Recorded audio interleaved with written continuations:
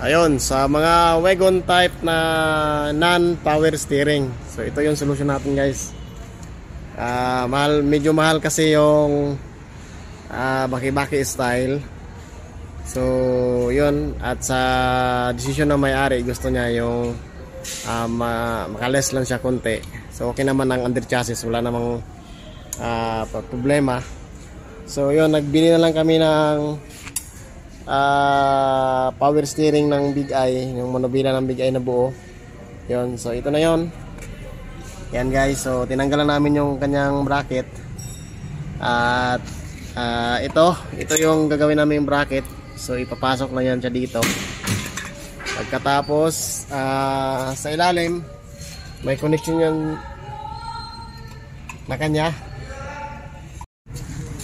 Okay, so may connection yan dito sa ilalim, guys. Yan, kita nyo yung socket na yan. Yan yung para sa, yan kasi yung module yan doon sa gilid. Yan yun. Ayan, so ito yung module nya na dating power steering nya. So may socket yun sa guys dito. Ito na lang dire-diretso ikabit natin. Pero ngayon, subukan muna natin na pa-start kung nagana ba ang ECM nya. Ayun, so tapos na ang ginawa natin power steering. Kinonvert natin sa Big Eye yan, guys. Ang ginalagay ko. Yan. So malambot na siya. Function na. So ginawa ko, binalik ko lang yung dating housing nya. Start natin. Okay. Then ayan, so kayang-kaya ng isang kamay. Dati hindi kaya. Okay, so yun lang. Big Eye lang ginawa kong pang power steering na TPS motor. Okay, sa mga wagon type yan.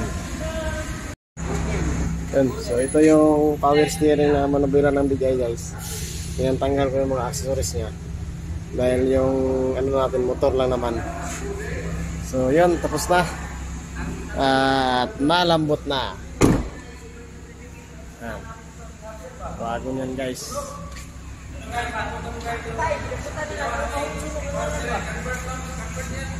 Convert by original Pinoy. Ayan. Kasi yung iba mag-convert, sa atin yan, guys. yung iba mag-convert, testingin na, testingin. Subukan mo, guys. Subukan mo. Yan.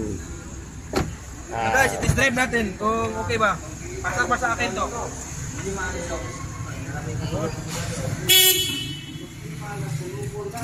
Yan. So, okay na. So, ano? Okay na. Anong masasabi natin? Okay.